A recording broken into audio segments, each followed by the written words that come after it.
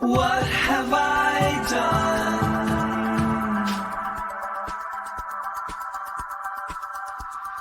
What have I become? I can't describe this. This is my mid-mic crisis.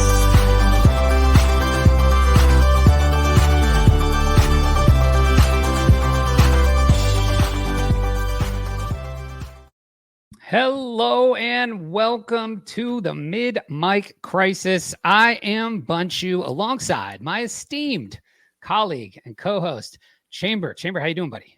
Not too bad. How are things in the future? Based on we're about to see the future today, I think, my friend, and I'm very excited for this. I it's kind of like the culmination of all the stuff I've been talking about for the last, I don't know, 6-8 months that you've had to insufferably listen to me talk about AI, and we're going to talk. I'm just happy to have friends, to be honest. Yeah, well, we're me too. Right back at you, buddy. So we are going to talk all about autonomous agents today.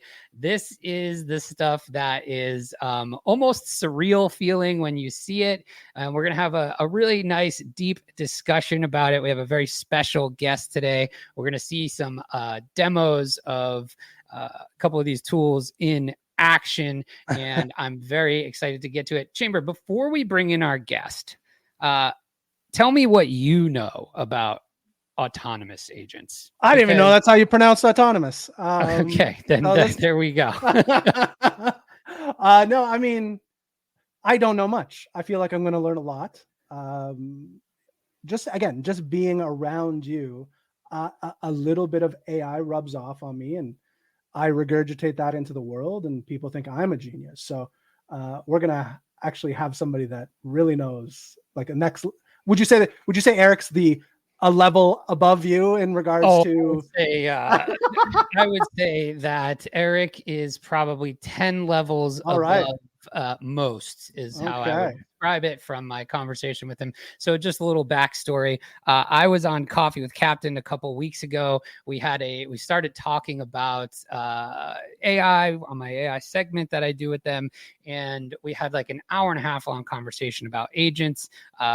These guys reached out to me to have a chat, just to talk about kind of agents and their product and all of that stuff.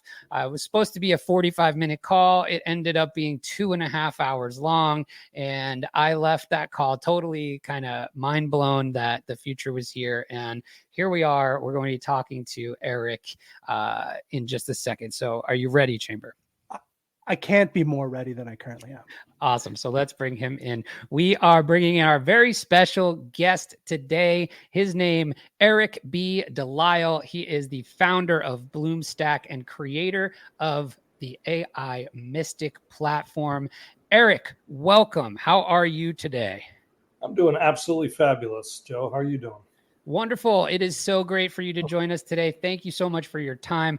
I'm super excited about this conversation, and I'm really mostly interested and really excited to educate folks who may not understand kind of what autonomous agents are, what is the, potential for this technology, and kind of like how far away it is. And I think people are going to understand after this that it's closer than you may think. So let's get right into it. First question for you, Eric. Just tell us a little bit about your background. When I was on the phone with you the other day, I was super fascinated just about your history of your interest in this space and computing across your life. So tell us a little bit about your background and what led you to kind of where we are today. Sure thing. I gotta have to live up to this bar that you set though at the beginning of this. I was listening. I was like, damn, I want to meet me. You're like, who's that guy they're going to talk to? What the hell is he talking about? Sam Altman's guru is. That's right. That's awesome. I've mostly been an entrepreneur for a really long time, for about 35 plus years, mostly in tech. So, I would describe myself as somebody who's just crazy curious. I mean, I'm just a geek that way, I guess. But yeah, kind of started out. My first real tech venture was in all the way back in 1993. I put the first virtual reality systems in at Disney's MGM Studios, used to be called MGM Studios, here in Orlando, Florida back then.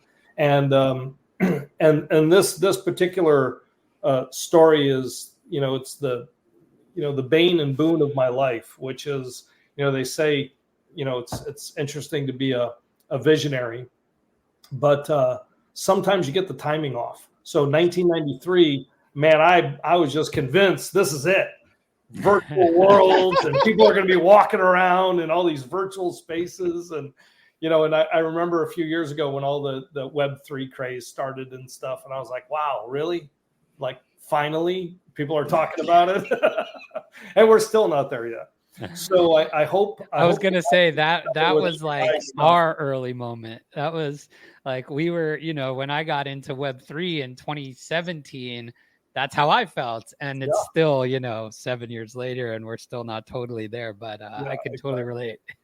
Yeah. So anyway, I've done a bunch of tech stuff over the years, did the .com boom thing out west, building automated platforms like a Wix or a Foursquare today. We had built a system like that in 1998. So I've just kind of been at this for a long time. To the my interest, even back then, was I was really fascinated by expert systems and, what eventually was the NLP stuff, natural language processing. Even stuff like, when Dragon Naturally Speaking came out, back in the 90s, this was just fascinating that, you could talk and the words would appear on the screen instead of typing them, And interestingly, the guy that did that work was, I think you and I had talked about it, Ray Kurzweil, amazing futurist, kind of, probably one of the most amazing futurists of our time, certainly. And anyway, back then, I was interested in the work of like Dr. Stephen Thaler and this imagination engine that he had built in 1998, 1999. But the state of the art of technology at the time, it really took us until just the last few years when the computers were strong enough, the cloud infrastructure was strong enough, and frankly, the scientists, like the people at Google that put out the attention is all you need paper, with transformers, really allowed some of this magic that we're seeing emerge from these systems. So that brings us up to kind of the current modern day. Bloomstack actually was started as a cannabis software company.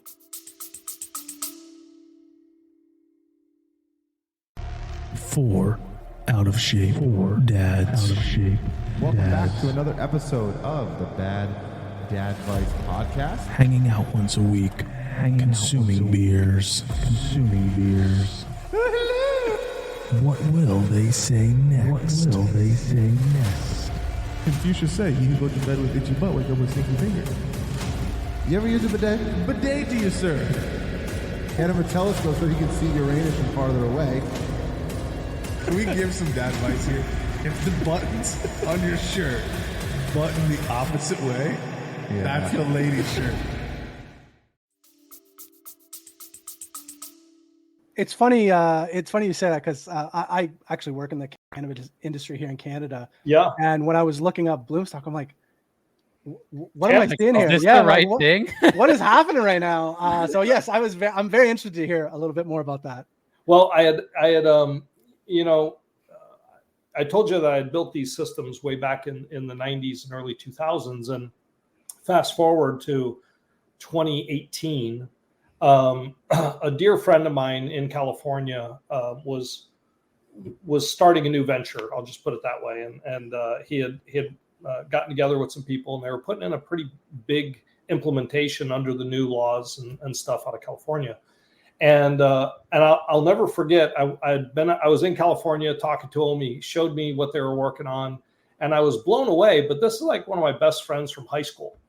It's a bro, like I know him. Yeah. And I know he doesn't know shit about software. He doesn't know nothing about compliance. He doesn't know nothing about those things. But and so I'm asking him, like, man, what are you doing to handle the legal compliance you have to do with this new metric software? Legal what? Yeah. And he's like, I was like, man. And then I realized, like, at that moment, I was like, shit, this is the visionary thing, right? I'm like, oh my God, there's going to be thousands and thousands of people like my buddy, who's kind of moving from the gray market to the, white market. And so that's what kicked off. I was like, man, I should build the system for the legal cannabis operators. So we did. And we were just going to market. We had signed up some big clients like Humboldt Farms, and we had some marquee. That's a big. I would definitely call that a big client. Yeah. And then COVID hit, and it changed a whole lot of crap for a lot of people, and me included. So suddenly, I was working on launching this thing in the middle of COVID. The whole world had shut down. And to finish up my story, about 2.5 years ago, I kind of saw the writing on the wall, and I was like, man, this old way that we've been building software for a long time has got to change. And we had been working on a new framework, a no-code kind of, build an application, with boxes and stuff instead of having to be a developer, so that we could rapidly change the features in our platform, which was huge. I mean, this thing did accounting, and it did enterprise resource planning, and it did manufacturing resource planning and logistics, and ran your website and did your compliance with the state, and on and on and on. And a big system like that, coding it the old way we had a lot of technical debt, as they call it. So I made a very tough decision, and it was to change the entire course of the company and put all my chips on this new framework that we had been building, because I kind of thought that was the future of automated code generation. And I got lucky, frankly, because as we were building it, we were using really advanced tools to do this. And this is, now we're into 2021, I think, 2021, 2022. And GPT-3 had come out, and it was so much better than 2. And for the first time, it actually looked like this thing you could give it enough information about these blocks that we had, and it could maybe properly piece them together. And it couldn't exactly, but it got close. And so we got super excited. We were like, wait a second, this is the direction. We could have a totally new way of building software. And so that's kind of how it all started. And then about 1.5 years ago, we had the beginnings of our Greenhouse, the platform that we built. We call it an AI programmable application framework.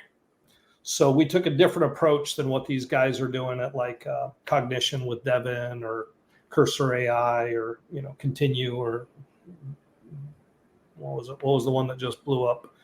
Pair or something, fork of Continue. So we were taking a bit of a different approach, where we thought that to build really complex full stack apps, the reasoning part that a senior software engineer goes through, these systems aren't quite there yet, and they probably still won't be for a little while, maybe a year or two. So we were like, well, we have a framework. Now let's build a application on it to prove that we can. And that's what became AI Mystic. So that's super interesting. So it's kind of like an invention. And then we invented a new invention with our own invention, which by the way, is the goal. So the goal is that the agents, the autonomous agents that we're going to talk about today, can actually improve their environment that they are rendered in. So they can actually build their own brain, or they can build their own software, because the underlying framework that they're built on is accessible to them, like live, like, yeah. Oh, I feel like I'm not ready for this conversation. No, I don't think you are, Chamber, and that's what I'm telling you, man. Like I'm telling you, you're not ready for it. It's like, I mean, think about what Eric just said. It's systems that he built specifically, to kind of develop something easily and quickly. Yes. And then now you're adding all of these advancements on top of it that now allow it to be essentially recursive, collaborative within itself, and kind of build and iterate on its own and stack, self-improve. Right? And self-improve. And so this is what a couple weeks ago, Chamber, when we were talking about, all of the Project Strawberry stuff and, the O1 models and Orion and all of that stuff, that's what they were talking about in those papers, which was the synthetic data piece that allow it to train itself and things of that nature. That recursive building itself type of thing is what we're talking about here, not only with AI Mystic, but just kind of agents in general. So, okay, you bring up a good point though. That was what they released with O1 was the obvious progression of where this has to go. Because if listen, when you get on ChatGPT, what a lot of your listeners or definitely Chamber has already proclaimed he's not a data scientist. So when you're using ChatGPT, Chamber, the thing that you've used it, right? Yes. Yeah. Okay. So the thing that you're in there typing to or now talking to, it's all smoke and mirrors. Bunch brought this up to my attention the other day. I didn't realize that. I thought it was doing this in the time that it was giving me information. Yeah, they feel like they're doing what we do. Correct. As humans, but now we have to define them. Because what we're really talking about, like the agents in AI Mystic, is there's the model that everybody talks about, the Llama, the GPT, the Gemini, the Copilot, the Claude, whatever.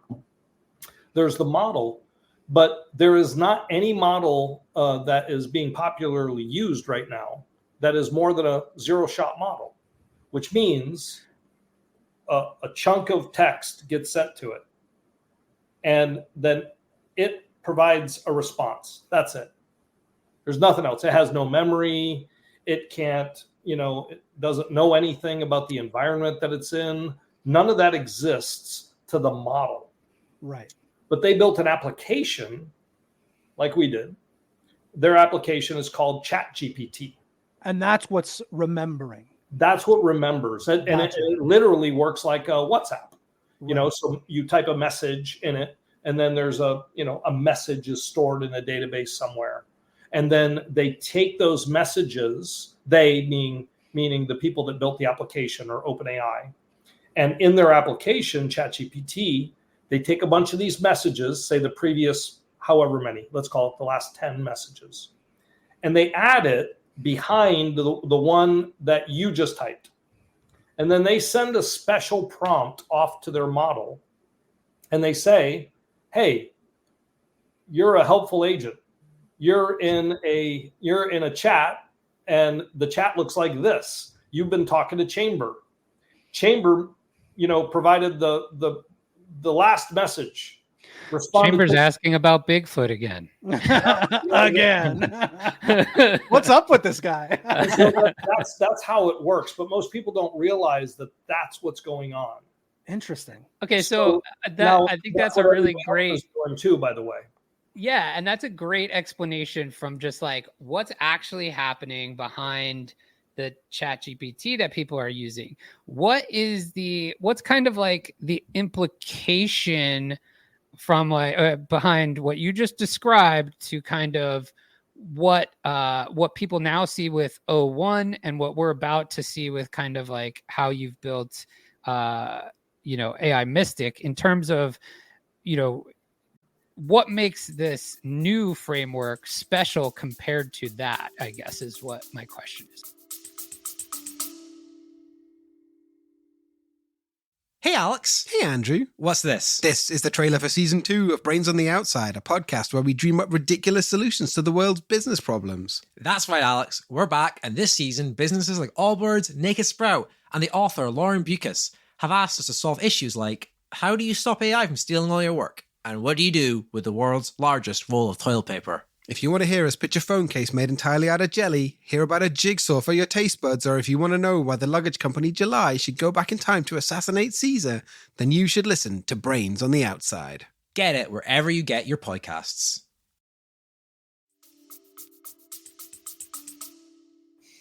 Well, I mean, that's a tiny question with a huge answer, but I'll give you the highlights. I'll try not to get too super technical, because some of it, frankly, is just really technical. Like when we get into why are we using finite state machines for their brains, it's like, okay, we probably don't want to get into math and Mealy machines and more machines and all this kind of stuff. But what I will say is that the purpose of the agentic application, which is basically what, ChatGPT is basically like a super chatbot, right? Mm-hmm. So that's what it is. So they're building that application in a particular way, and they're building it to be a really awesome, kind of generalist helper. That's what it's supposed to do. Then as they were building that, they realized that people wanted to do things outside of the way that the basic app works. So this all came, as people started to learn about prompting, for example. So prompting is just the input that you put in that goes to the model. That's all. But we started calling it prompting, and then all of a sudden there's prompt engineering and prompt engineering school, and prompt engineers getting paid crazy money for like what?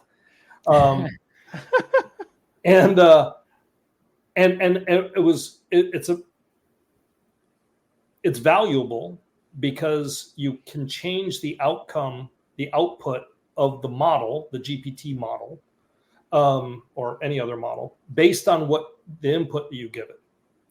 But all of a sudden, as people wanted to make their own inputs to get it to act and do a certain thing, they were restricted by the application ChatGPT.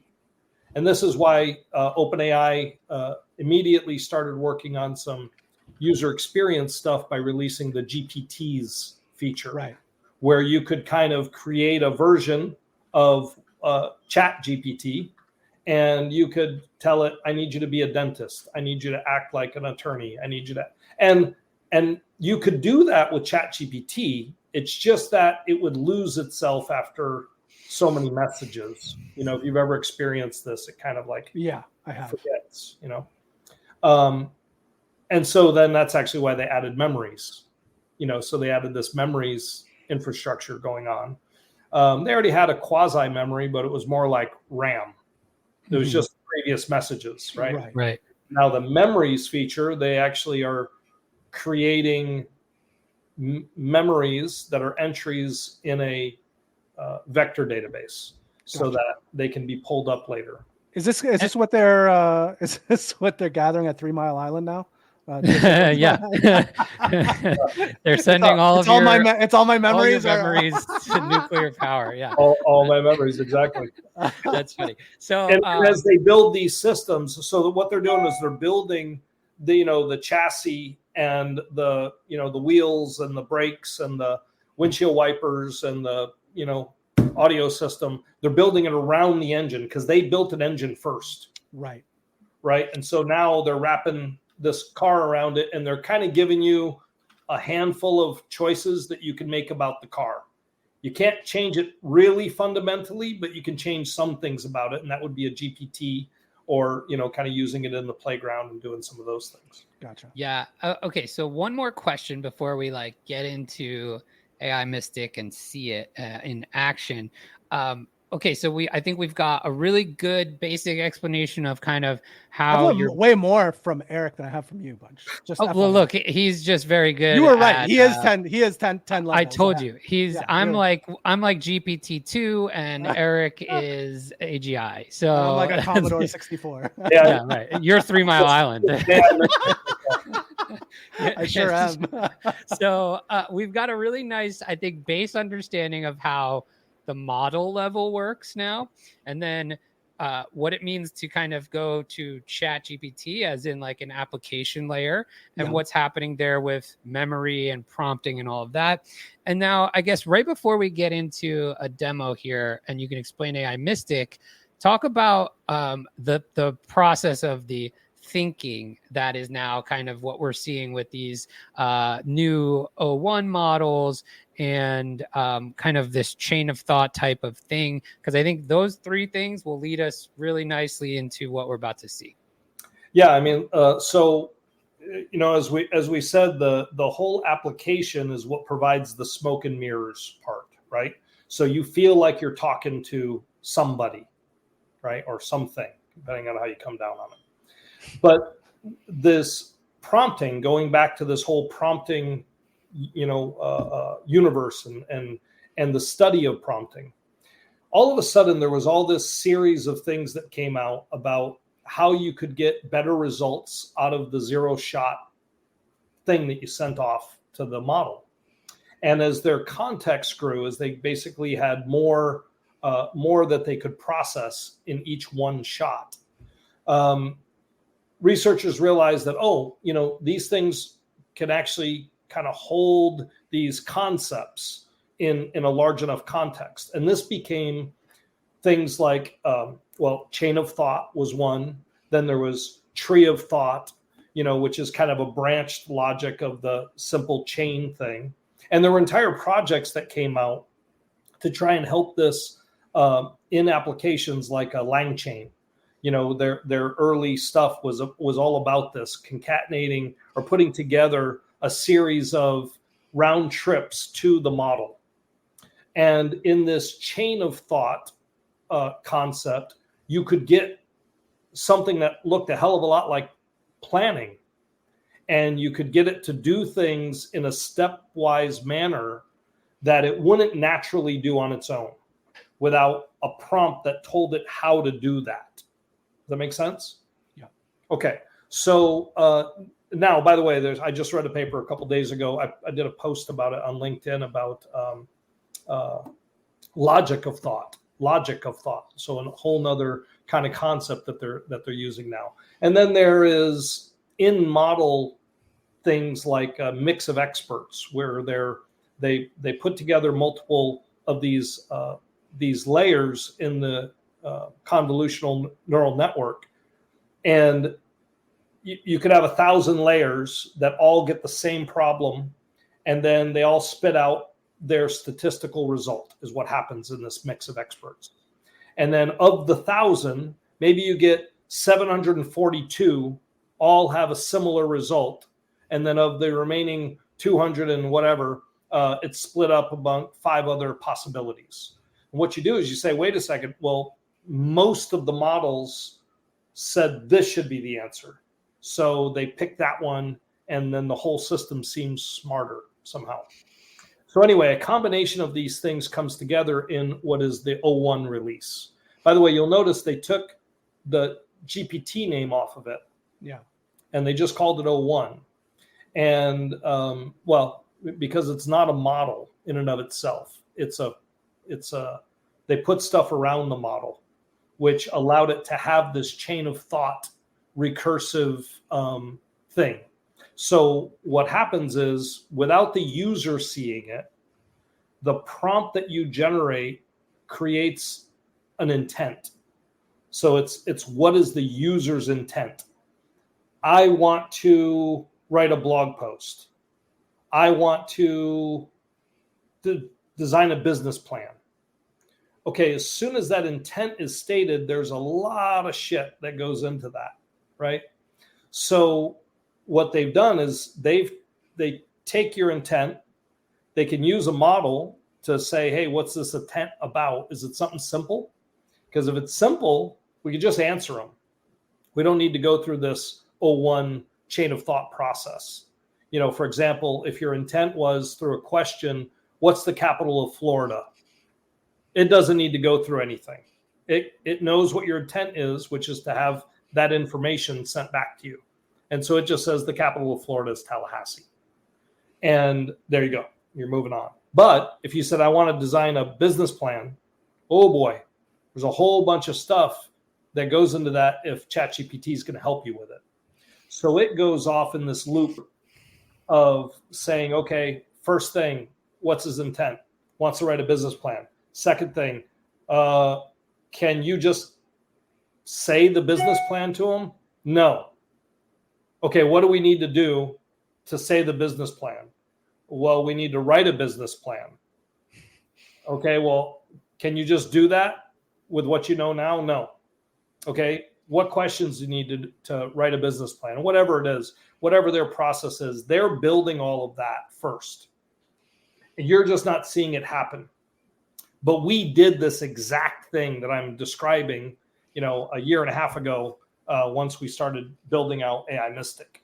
So we were doing that directly through the GPT APIs. And then, you know, of course, we use a bunch of them. We use Google and Anthropic and Perplexity and a bunch. So our platform actually does all of that work behind the scenes.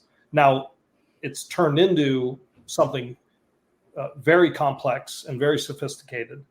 And we actually call it our left brain as part of it. Yeah, I think this is the part where we should definitely jump into it and see it in action and describe it. So if you want to share your screen, you can hit the little present in the middle down there and bring up whatever screen you want, and we'll add it to the display here, and then you'll have kind of free reign to go into whatever you want. All right. Oh, actually, this is great because it gives me an option of sharing a separate screen. Let me rotate a little bit so I don't look like I'm completely looking inside. All right. Let's see how this works. Present. Screen. Share. Now we're going to get into the exciting stuff, Chamber. You got your AI, you know, tech lesson at the top. So now you know kind of what's going on when you sufficiently get your mind blown here in a couple minutes. So I'm wondering, Chamber, should we go like? Tell me when this is like big enough to read. Yeah, we can see it. It need to be a little bit bigger. There you go. That's better. Is that better? Okay. All right. Okay, so now we are in kind of the AI Mystic interface. Describe kind of, you know, what the goal is here, what it should look like. Which one's better, dark mode or light mode? Actually, probably. I was going to say we're a dark mode family. All right, we'll stick with dark mode. Okay. All right, so let me give you a quick tour of the application. Basically, on the left-hand side, we have a menu. On the right-hand side, there will be a controls menu when you're in a workspace. Otherwise, it just doesn't appear. This particular tab is just our changelog tab, so it shows all of the versions that we've been building. How many versions are you up to? 116 currently. Now, by the way, here's a very interesting. It's a secret, but it won't be a big secret after being on this. You know, this is my first podcast talking about this. This is the first time anybody's actually heard about this. This is how cutting edge this show is. Yeah. This is weird. But this entire application, this whole thing was built by one software engineer over this last year and a half. And the stuff that you're going to see, and the reason he was able to do it is because of the framework that we built before he built an application on the framework. So, you know, to be able to jack out 116 versions with one software engineer building a ridiculously complex system. It's a tribute to Greenhouse, to the platform that's actually driving it all. But anyway, so what you're looking at is a bunch of tabs for workspaces. So here's the workspace menu. And what a workspace is it's just literally a place to do work. It's not terribly inventive. You can click the plus button and you can create a workspace mid-mic crisis. And we could say we want to test out AI Mystic for the podcast audience. Okay, so now we have an empty workspace. Okay, now workspace doesn't really help us a lot unless we have either people in here to talk about things or agents. So here's our agents. So you can, there can be unlimited agents, but let me talk about this for a second, because I think the whole topic of this thing was autonomous agents. So, and I don't think we addressed it well, but now we're going to. So an agent is, again, smoke and mirrors. It's this construct. You could call it a chat bot. You could call it a robot. You could call it a AI. You can call it anything that you want. But it's got parts, that make it up and make it specifically different from a large language model. In this case, you can see the configurations of AI Bud. We give them a name, give them a little avatar. Those have nothing to do with the model. But we can give them a model too. And we can just choose any model, that we have available. And in this case, I have them set to Anthropic's Claude 3.5 Sonnet. We can give them a little description. In this case, I've told them, told this agent kind of who he is. By the way, this description is also available to the other agents. So when the other agents get in a room with another agent, they could see, who's this guy. Then there's an entire agent settings thing. Now, this is similar to what you have with GPTs. So in OpenAI, you can create a GPT. You can give it some instructions that basically live with it for as long as you have that GPT. And here I can give it a little greeting. And then we can do all these agent details. So this is where you can get super interesting with these things. Are you guys familiar with Silly Tavern? No. Silly Tavern. Okay. Character AI. You know that? Yes. Yeah.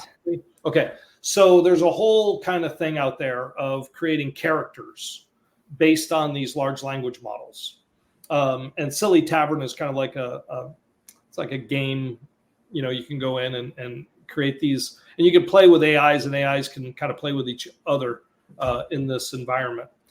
So we actually use some similar concepts here, where the idea is that you may want to get really specific about an agent, and it could have goals, it could have mannerisms, it could have secrets, it could have, all different kinds of things, or you can make shit up. You can say, we can give it some kind of a chamber fetish. I don't know. I have one of those. There's a niche. It doesn't work out. Really. Like ice cream. Hint, hint. So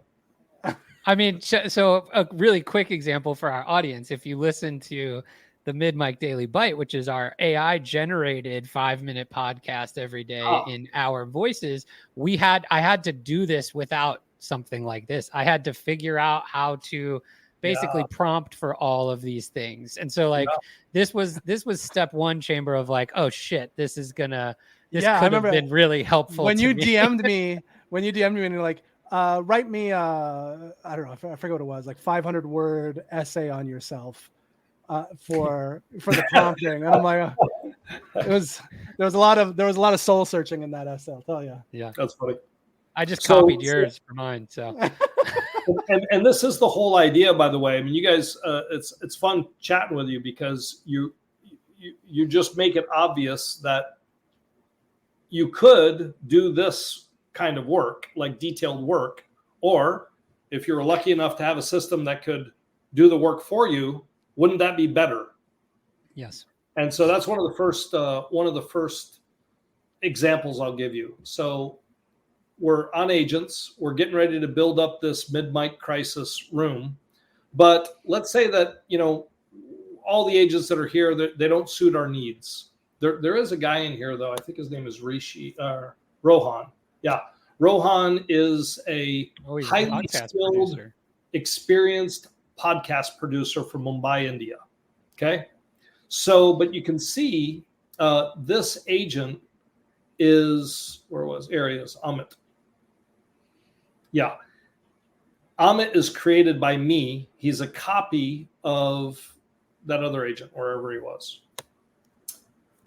So when you pick an agent that was created by Bloomstack, like Angel here, you can't change her, but you can clone her. You can make a copy of her. And then then it's your copy of that agent. You can do it. And you can change that one. Correct. Exactly. And that just allows us to have system agents that survive whatever the hell anybody does, and a library of those. And then if you want to jump off of it, then you can say, oh, I want to tweak it to my needs. But the thing that I wanted to show you is completely different. I want to show you this. And let me point out another feature here. So the system is capable of speech to text right now. Okay. And it's also capable of text to speech, but we don't have that turned on. So this is only going to be a one-way conversation. But this way, if I'm not a good typist, I can just talk to AI Mystic. I don't necessarily have to do anything. But why I pointed that out is there's no difference in the way that we're doing this than what if you have the OpenAI, the ChatGPT app on your phone, how you can just talk to it and everybody's making all these cool videos of their talking. It's only doing this. It's taking a voice, it's converting it to text, it's sending it to the model as if you had typed it. And then whatever its response is, instead of it typing it out to you, it just converts it from text to speech. So we do the exact same thing. And frankly, we use everybody's models to do it, whether it's DeepGram or OpenAI or Whisper or their new one now with they have some new ones that have just come out. So anyway, let me do this real quick. Let's say, hey buddy, do me a favor and let's create a podcast producer agent for mid-mic crisis. And let's use Amit, the AI Mystic agent, as an example of the kind of agent that we need. But let's call this one Chamber. This guy knows how to get cut right to the chase, right to your heart, Chamber. Just tickling under my chin right now, just like a good boy. Good boy, Chamber. Good boy. Now, by the way, what's happening is in the background, all this stuff is going on. And here, you see the speaking controls just lit up? And it shows that AI Bud is prompted to speak. There was a hallucination event that happened before that. I don't know if you guys caught it. But it self-recovered from a hallucination. Interesting. So now what it's actually doing is it went through this whole left brain process that we were talking about. It had all these thoughts about what Eric asked for. And then it realized that it needed to do a number of things for that to happen. One of the things it needed to do was get Amit's configurations. So if we look at Amit, it's got all these configurations, a description, it's got all his instructions, greeting, all this stuff, facts about him, and then even his AI tuning settings. So what you can see is this little bar says 3 actions succeeded. And what's happened is within here, the agent was doing work. So the agent first had to find another agent. In this case, it found Amit. It tried to do something and it presented invalid arguments to the tool. So luckily it recovered from it by, the system basically shared with it, not unlike the way that like Devin works, where it can get an error sent back to it so it can figure out how to recover from it autonomously. So this is my first use of that word with respect to our agents. That is an example of an autonomous agent, what you just saw. So it didn't come back to me and say, Eric, how do I find an agent? It didn't come back to me and say, Eric, I'm going to look this up and how do I create another agent? It didn't do any of that stuff. Instead, it just did it autonomously. Now, maybe that's not good, by the way, right? Maybe that's like existentially good. No. I mean, maybe for me, the human user, maybe I wanted it to. Maybe you got the British band mid-mic crisis and not the podcast. Yeah, possibly. Common error. It happens. So there are ways of dealing with that, and that's what these speaking controls are.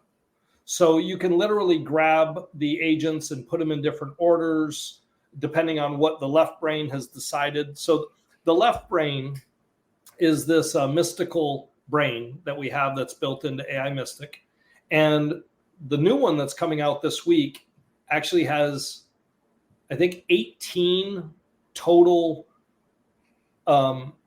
inference points.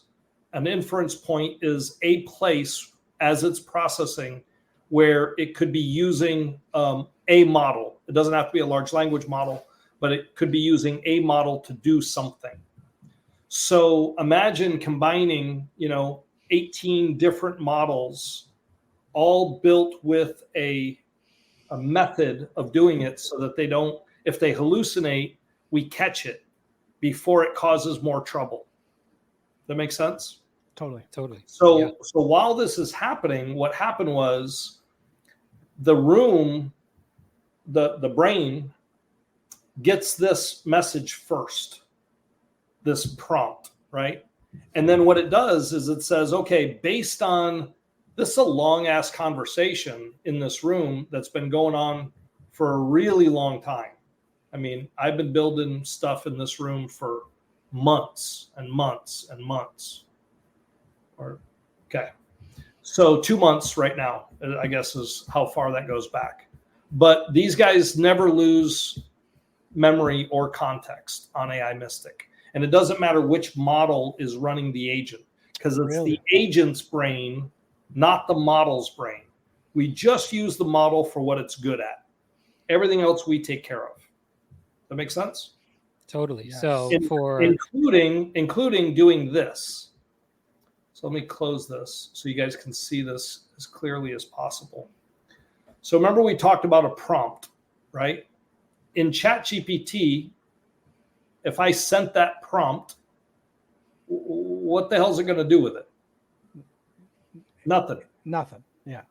But if I wanted to get all of this work done, I probably would have had to write a bigger prompt, right? Totally. 100%. You would have had to give it context about the show, context about what a producer does, context about all of that stuff. Yes. Here, look at all this. This is part, I want to emphasize, only part of the prompt that was generated by AI Mystic, including all of these messages and system messages that happened up to this point.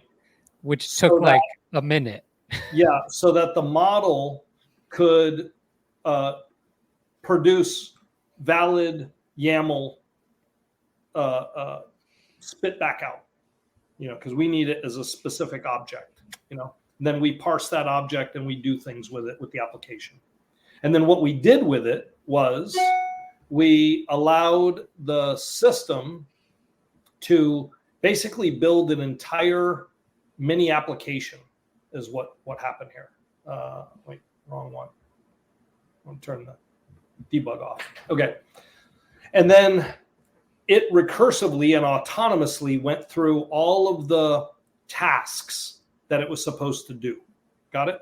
Mm-hmm. Not unlike what O1 does, except O1 can't really execute. It can only plan, mostly, you know, and it'll do more soon. Well, I shouldn't say that. It executes now. It actually can execute using APIs and tools that are available to it. So, but the other thing that's very unique about what we're doing at AI Mystic, to answer your earlier question, Joe, was this model was built, the one that's running AI Bud, was built by Anthropic. They spent, I don't know, billions of dollars, right, to build this model. They have no interest in letting OpenAI, where they left, come play with GPT in their playground. They got their own things. They're working on their own stuff, and they're trying to have their own best foundation model. The same thing is true for Google. They have no interest in, letting Anthropic bring Claude into the Google platform and play with Gemini. But here in an AI Mystic workspace, they all play together. And they do that through the AI Mystic brain that helps orchestrate all of it. So we're doing the heavy lifting behind the scenes of whether it's doing the summaries, whether it's creating synthetic memory pairs and embedding them and storing them so that things can be remembered later on, whether it's providing a infinite tool search capacity where they can do their own searches for tools that are available or skills that are available to accomplish whatever the intent is at the time. And then there's all kinds of subsystems like our task system. So here you can see there's one task in it, this look into Traction.io, investigate and research Traction.io for potential use and implementation. Okay, great. This one looks like it's assigned to me. It's open currently, could be active or closed. Chamber, you ever work with a task manager? Yeah. So I'm somewhat the same manager. Yeah, I've been working with them for 6 years. I'm somewhat of a task manager. There you go. So they all work the same. You give it a title, you give it a description, you assign it to people, and then you change it over time if something happens with it, right? But I don't know if you guys are like me, but I've been playing with software for a really long time, and I'm a little like, I'm sick of filling out forms, and I'm sick of navigating menus, and I'm sick of clicking buttons. So we thought, man, wouldn't it be better if the future, which is what I think everybody wants now out of these agents, if I could just talk to them and they could do all of it for me, right? So we could do things like this. Hey, buddy, that looks really great. Thanks for putting that together. Let's do something else. I want to test the new agent chamber. And I think to do it, I'd like to create a series of tests. Let's say we'll do 3 different tests. I want you to come up with the tests and make them all tasks, and we'll accomplish them one at a time. But create each one of the tasks right here in AI Mystic for me, please. This is wild. So I told you, man. So now this is an example of where, what I'm saying about by the way, while he's doing this, we can look up, there should be a chamber. Oh, here he is. There he is. There he is right there. By the way, I noticed. Turns out. Nice. Yeah.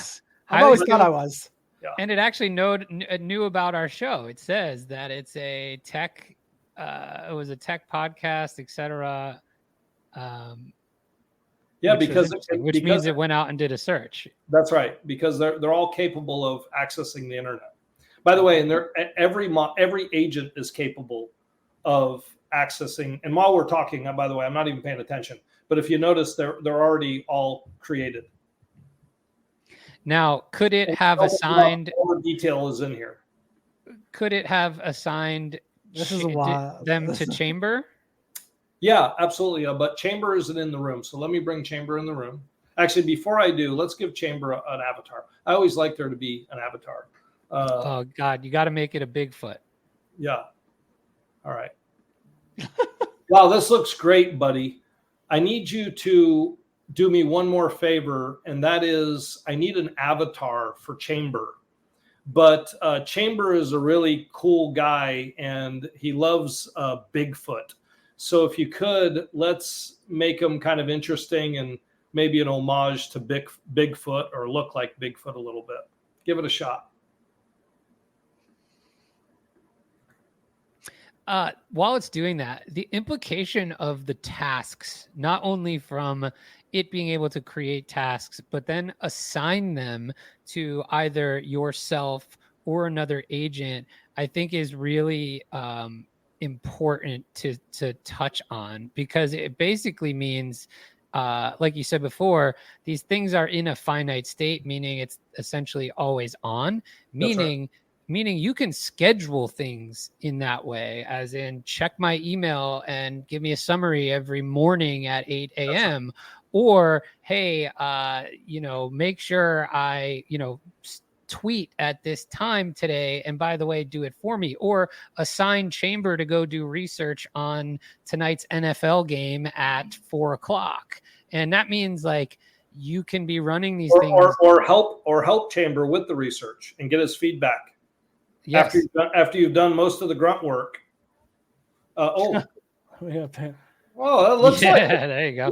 There's a similarity there. There's a similarity. There definitely is. I kind of like that. Okay. All right. Let me do this real quick. We'll call him Chamber.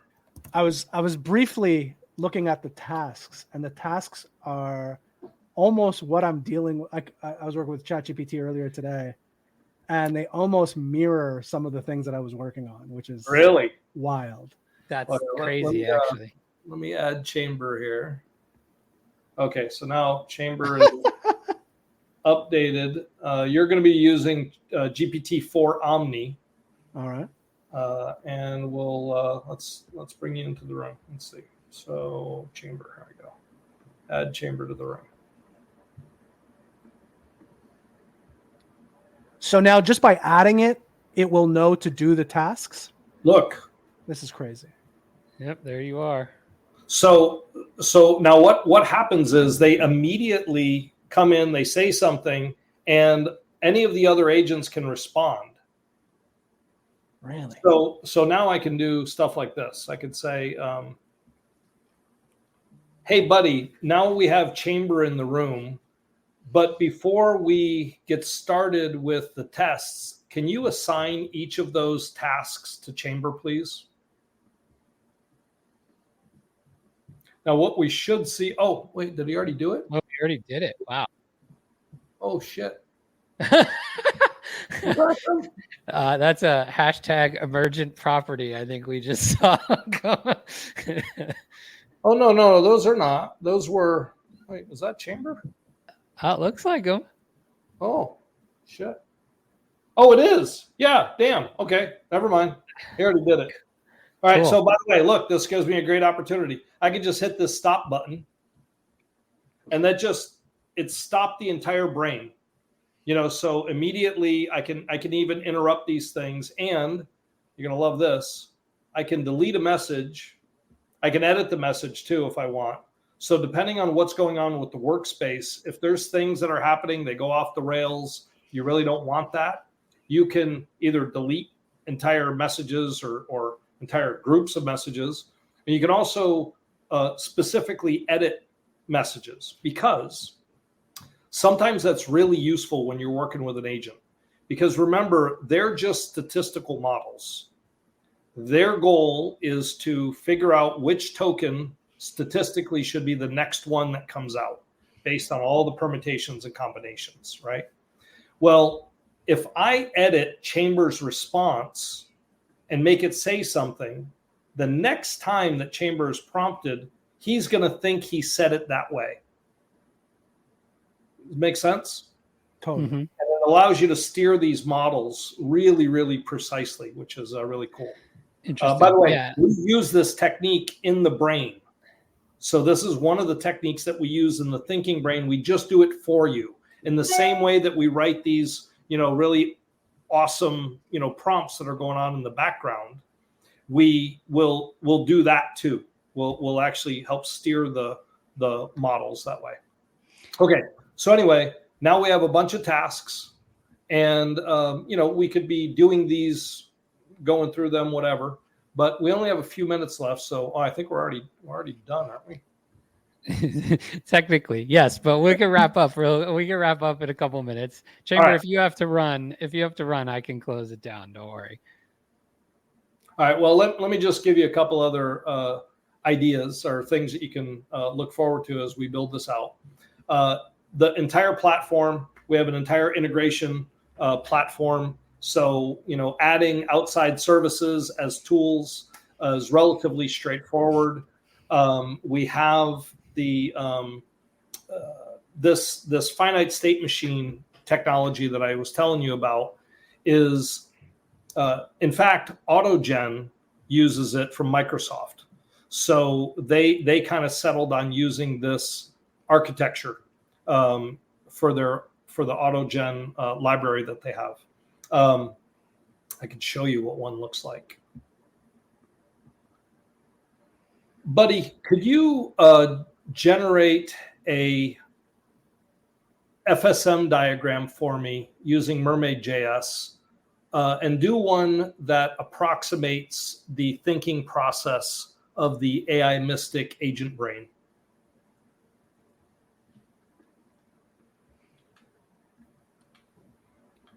So what's great about this, though, is the agents themselves are capable of. Why are you assigning? No, not you, Chamber. See, there you go. There's a hallucination that happened. I don't want Chamber to be doing anything. So now I can literally go up here and just click this button, and I can force Buddy to answer me. So anyway, the point being, the FSMs, what is going on? They're stuck on this. I'll start by assigning tasks. No, I don't want to do that. Actually, let's just do this. Buddy, while that's happening, I brought up Payne. We're doing a host swap. We got producer Payne coming. We lost Chamber, but we are back at full strength. Go ahead, Eric. How you doing, Payne? Doing well. All right, there we go. Buddy, don't assign any tasks to anybody. I just want you to do the finite state machine diagram directly. Okay. Sometimes, you got to guide them like your employees. Trust me, I get it. Working with Chamber for 6 years, you understand that really well.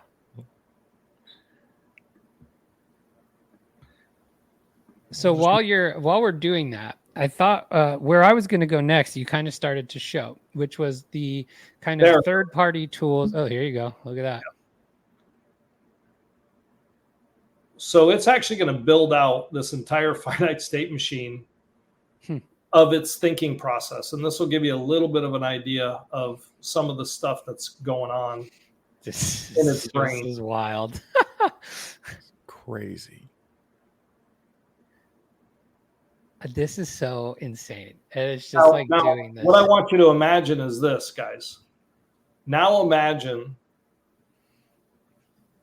this thing being able to not only configure the form for an agent, an autonomous agent, but it can actually design and improve its brains using all the latest, greatest, whatever is happening out there.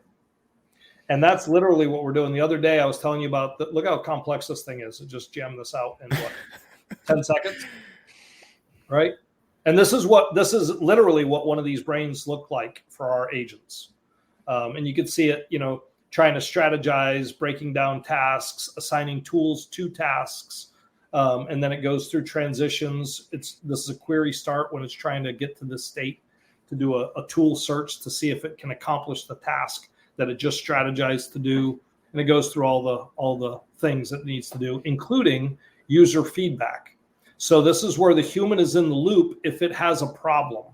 So if it gets stuck, it's not sure, it's not confident in what its actions are, only then does it come back to the user, to the human. Well, it doesn't have to be a human, by the way. A user to us could be an autonomous agent as well. So it can literally come back and ask for help from another agent with a different model if it gets stuck, for example. So this way you could use smaller agents that cost next to nothing, and they could have big brother agents in the room for the hard problems. Yeah. Does that make sense? Totally. When we were on a call the other day, you had a good example of this while you were in the car. Can you give that example? I think it's a nice practical example for somebody to understand. Yeah, shortly after the release of our last brain, we had given that these things were much more stable in their ability to do really long form projects. And so I wanted to give them a test. And the idea that I had was to write a white paper about AI Mystic and all the tech that we built into this thing and how it correlates to the many other research papers that, we've some of which we've included, in what we're doing. So these ideas like a chain of thought, there's entire papers written on it, right? Mix of experts, there's entire papers written on it. So I wanted to write this white paper, and I thought this would be a great test. So I put 4 agents into a room, and this is the task that I gave them. I said, hey guys, I want to write a white paper about AI Mystic, and I want you guys to research existing white papers or existing research papers on RVIX. And I want you to correlate the features that we've built into AI Mystic with papers and then cite them so that people can go read about mix of experts, for example, from our white paper. A lot of this were stuff I'm prepping for when we release this open source. So at the time I was driving somewhere and I knew I'd be gone for about an hour. So I just had my phone and I just pressed that little talk button and talked to him, told him what the project was, and I just let him go. And over the course of the next hour, these 4 agents worked together, writing drafts, doing research, critiquing drafts, rewriting drafts after the critiques, creating an outline so that they could methodically work through the entire project. And then, what came out at the end was a full-blown white paper written by them an hour later with cited references to research papers on RVIX. It's crazy. It's crazy. And so that leads into, I guess, the other point I wanted to kind of make sure we hammered home before we wrap up, which was, you kind of flashed it on the screen, which you had connections to third-party tools, which kind of is the mind-blowing moment for me, where you really think about, what are the actual use cases for something like this? And when you can connect to any of those outside tools, you can do anything in a sense, right? And which correct. Means you can have it check your email, order your groceries, blah, blah, blah, anything with an API. And the way the world is going with these web crawlers and language models and all this stuff, the entire internet's an API in the next couple of months, right? Literally is, yeah. And we've actually built the agent brain to be capable of writing the API interfaces. That's where I was getting to. Right. That's why, the interfaces that I showed you were the first ones that we had to do manually. But once we had all of the tools within Greenhouse, our, the programmable framework, we can give those tools to the agents.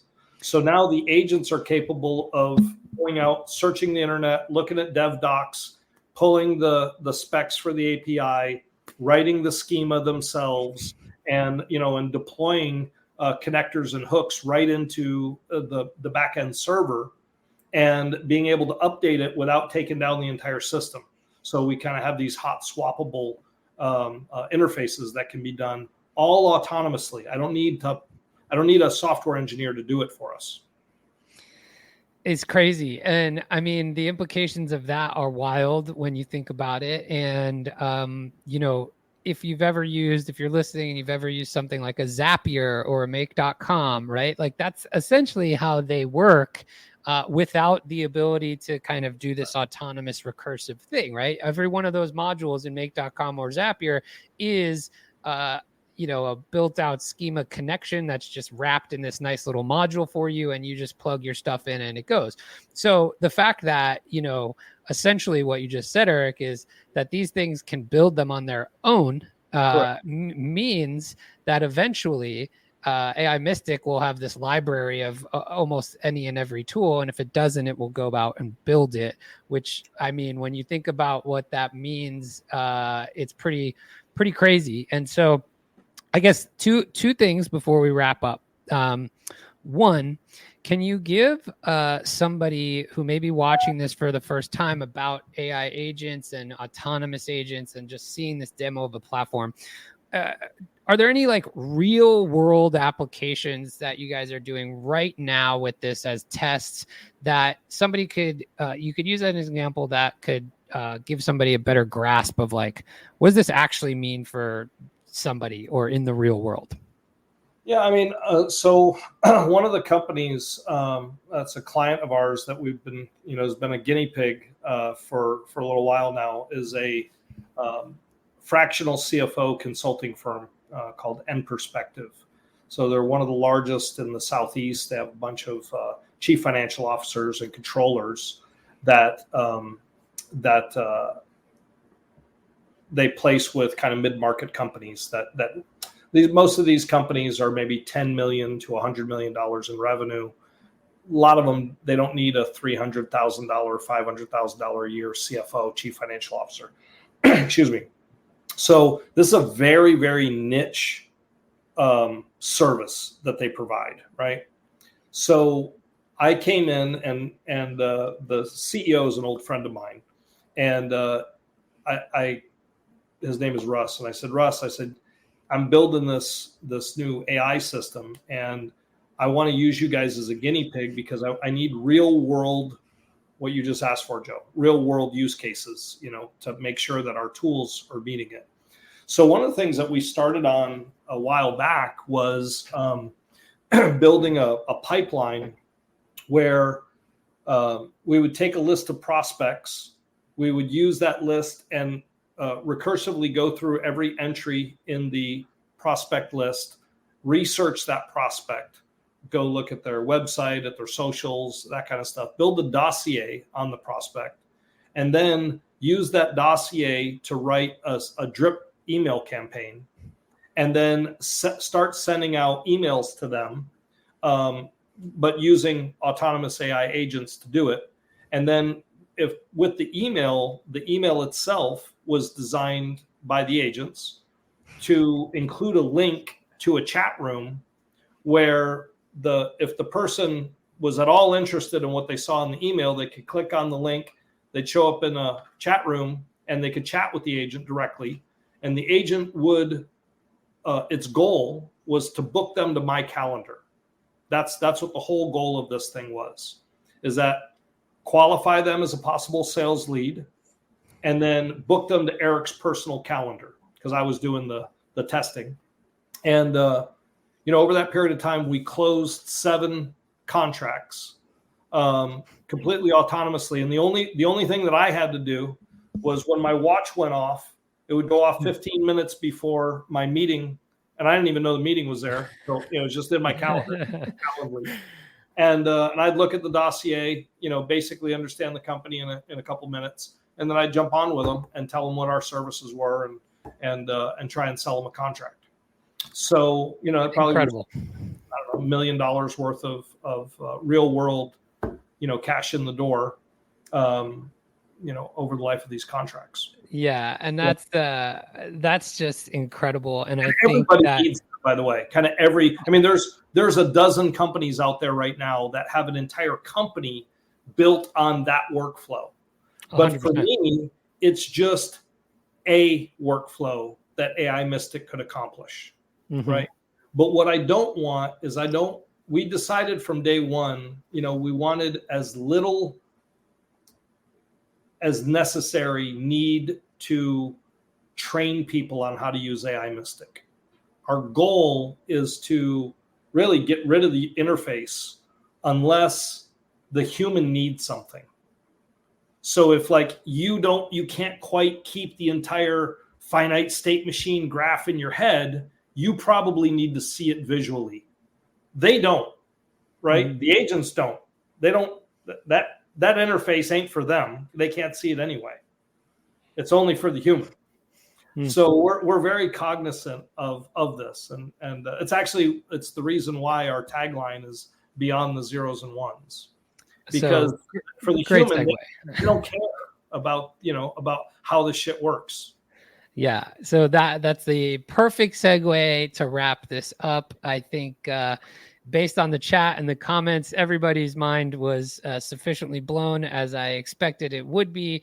And so I just want to walk through really quickly, where people can go to find out more about what you guys are doing. So AIMystic.com, you can go and check out a little more about what Eric and Bloomstack are doing right there, beyond the zeros and ones. If you haven't already, you can go down here. You can request your early access because I have a feeling after watching this, you will want to. And then lastly, Eric, I'll let you kind of speak on this. There is a little invest tab here, and I think it is important for you to touch on. So if you want to wrap up with just kind of that piece of it, and then we can get out of here. Yeah, sure. Well, click that link. We can see it goes to a WeFunder page. So we decided back when we had the cannabis software company. Originally, we actually wanted to kind of open it up and allow. There's a lot of people that like cannabis and are in that industry. So that's actually how we started doing WeFunder. This time around, we're doing it for a different reason. One was we wanted to give our original investors who've been really patient with me, and this whole pivot happened, and there was like darkness for 2 years. So imagine you're one of the investors and you just heard nothing about what's going on with this cannabis software, and so I'm kind of a loyalist, and I wanted them to be able to participate in this too. They still do anyway because they have their original investment. But we're raising $3 million, and I've allocated 600,000 of it to non-accredited investors. So this is anybody that has any interest at all in this kind of stuff, because these days the average folk don't get access to invest in OpenAI. Their minimums for OpenAI, I think, are $250 million for this round. Yeah, which, by the way, they closed I don't got that kind of scratch, guys. No, me either. Yeah. So and unless you're best friends with SoftBank, putting in their 500 million, I don't know that you get to ride along very often. Okay. So with AI Mystic, we wanted to allocate a piece of this because we're also going to be open sourcing this entire project.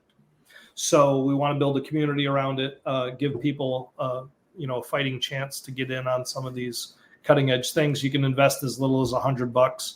If you're an accredited investor listening to this podcast and you get to us in time, we're doing a Regulation D offering where you can invest directly with Bloomstack, not through the WeFunder platform.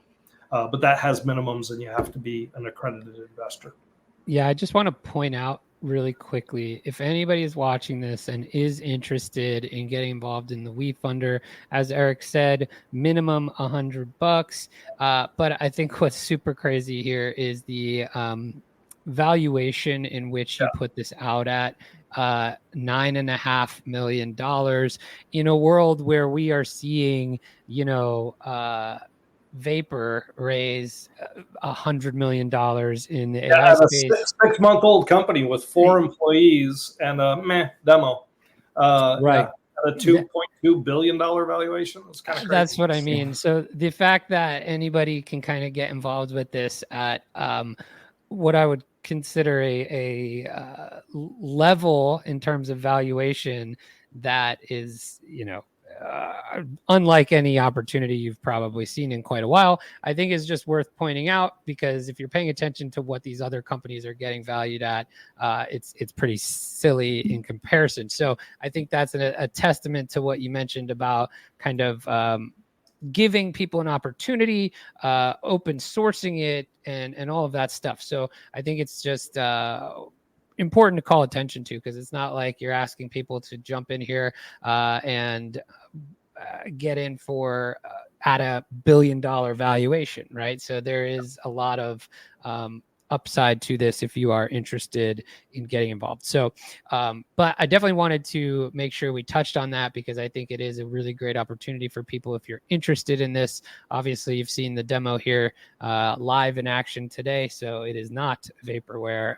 What about the early access? Frankly, if it's not for, it's not for everybody. Investing in startups is not for everybody, but it's probably one hell of a gift that you can give to your friend that does invest in companies, letting them know about AI Mystic and Bloomstack. Absolutely. I've already let a couple know myself. So, and now all of these fine folks listening to the podcast. So the last piece, there's that early access. Eric, when can people expect this to start rolling out? Because I have a feeling based on this, you've got a couple people that were interested in signing up at the very least. Yeah, we have, there's been a handful of people that we've given access to the system over the last few months. We have our first production release is going to be coming out in November. So we're just a little over a month away from that. The first people that are going to get access, I want to set expectations that, correctly. It's unlikely that we're going to be able to give everybody that's signing up on early access access in November, but we are planning for a more general beta launch Q1 of 2025. So, the sucks to have to wait sometimes, but we are giving priority to our investors. So, the insiders, they always kind of get first dibs usually. So find $100 in your closet is what it sounds like. That's awesome. Eric, this was really great. Before we let you go, I just want to get a little reaction from Payne. Payne, you're somewhat new to the AI space. You've been kind of getting your hands dirty, doing some building, which is really cool, using things like Cursor, which is, an awesome starting point for somebody who doesn't have a lot of experience doing this. Absolutely. And then you see something like this. How do you feel having watched this now for 90 minutes? My mind is blown. Like Suarez said, take my money, please. Like, this is it truly is amazing. And I mean, we even got on that call for a little bit talking about it after last Thursday, and you were describing it, but seeing it, man, it's something different to watch how it works and how well. So Eric, man, I really appreciate you coming on the show and sharing with us and letting us kind of be the exclusive ones to drop it. It's been a treat for sure. Yeah, I got lucky finding these guys. Go down in history now. Yeah. There you go. Oh, hopefully, yeah. There you go. We'll always be the first podcast that AI Mystic did. That's fantastic. No. Eric, where can people find you outside of the website? I mean, I'm on LinkedIn. There's, I'm on the socials. Eric B. Delisle is usually, so it's at Eric B. Delisle on X, Eric B. Delisle on LinkedIn, Instagram. You can email me directly, eric@bloomstack.com, ERIC. Sweet. And maybe, or maybe not, you'll be talking to Bud instead of Eric. Who knows? Very likely. Bud knows, if it's a human, let me know if they're interesting. Fantastic. Eric, thank you so much for your time. Thank you for the demo. This was awesome. Thank you for the awesome education on just how this stuff works. I think it was super valuable. We appreciate your time. And that is going to do it for us today. So until until next time, keep the mic hot. What have I done?